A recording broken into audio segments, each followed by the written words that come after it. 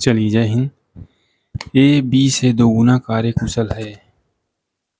ए तथा बी मिलकर एक काम को 19 दिन में करते हैं, तो बी उसी कार्य को कितने दिन में करेगा? देखिए, ए बी बी से दोगुना कार्यकुशल है, मतलब बी एक कार्य करता होगा और ए दो कार्य।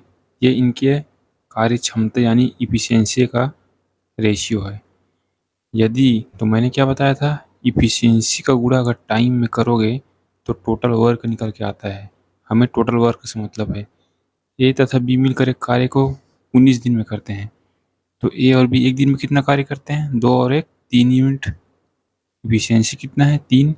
और टाइम कितना लगाया? 19 दिन। तो टोटल वर्क यहाँ पर आ गया 19 या 57। तो बी उसी कार्य को कितने दिन में करेगा? तो बी की क्षमता कितनी है? 1। और वर्क कितना है? 57। तो 57 को अगर 1 से भाग लगा दूं तो 57 दिन ही आएगा। इस सवाल का सही जवाब 57 है। अगर ए का पूछता तो 2 से भाग लगा देता।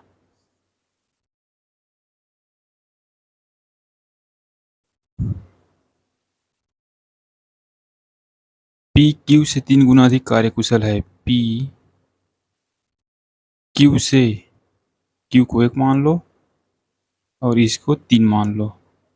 किसी कार्य को करने में पी क्यू से 10 दिन कम समय लेता है, तो क्यू उस कार्य को कितने दिन में कर देगा? ठीक है, देखिए, ये इफिशियंसी का रेशियो है, तो टाइम इफिशियंसी का जस्ट उल्टा होता है। अगर मैं टाइम का रेशियो निकालूंगा, टाइम का, तो ये पलट जाएगा, ये 1 इधर आ जाएगा और 3 इधर आ जाएगा। ठीक है, वहीं बोला है कि पी क्यू से 10 दिन कम समय लेता है।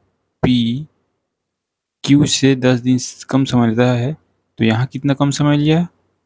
यहाँ अंतर कितने का है? 2 का। यानी पी अगर एक काम करता है, सॉरी, एक एक दिन लगाता है, तो क्यू 3 दिन लगाता है, तो पी ज़्यादा अच्छा कार्य करता है। तो यहाँ अंतर कितने का है? 2 का। यहाँ अंतर कितना दिया है? 10 दिन का।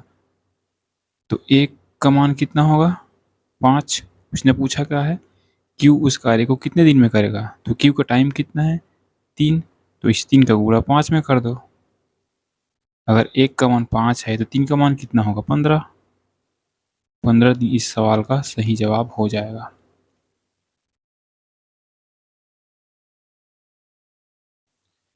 ए किसी कार्य को 40 दिन में पूरा करता है। ए व बी समय का अनुपात दिया। देखिए, टाइम का रेशियो क्या दिया है? ए और बी का कितना दिया है? 5 और 3। तो ये तो समय का रेशियो है, तो इफिशियंसी का रेशियो क्या हो जाएगा? 3:5, जस्ट उल्टा। तो अगर ए किसी कार्य को 40 दिन में करता है, तो अगर मैं वर्क निकालूं, इफिशियंसी गुणा टाइम बराबर वर्क, तो ए का इफिशियंसी कितना है? 3। टाइम कितना लगा रहा है? 40। ये रहा 40। तो टोटल वर्क कितना हो जाएगा? 120। दोनों मिल के इस कार्य को कितने दिन में करेंगे? तो 120 का अगर भाग अगर मैं 5 और 3 8 में लगा दूं तो कितना आएगा? 15 दिन इस सवाल का सही जवाब है। उम्मीद करता हूँ ये क्लास आपको अच्छा लग रहा होगा।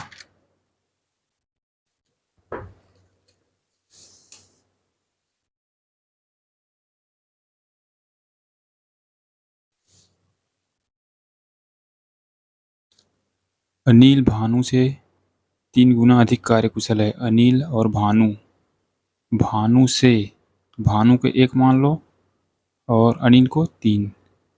वे एक साथ कार्य कर किसी कार्य को 10 दिन में करते हैं, तो अगर 10 का गुणा अगर मैं, इनका एफिशिएंसी कितना है? 3 और 1 4। तो टोटल वर्क कितना आएगा? 40। तो भानु उस कार्य को कितने दिन में करेगा? भानु का एफिशिएंसी कितना है? 1। तो 40 का भाग अगर मैं 1 में लगा दूं तो 40 डेज इस सवाल का सही जवाब हो जाएगा।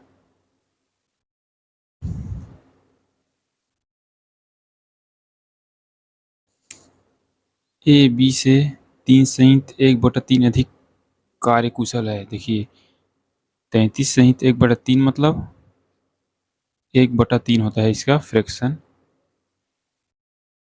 ए और बी से बोला है तो बी को 3 मान लो, तो 1 ज़्यादा है तो ये 4 हो जाएगा। देखिए ना, 3 से 1 ज़्यादा है तो 4 हो जाएगा। यहाँ से टोटल कार्य क्या हो जाएगा, 4 3 7।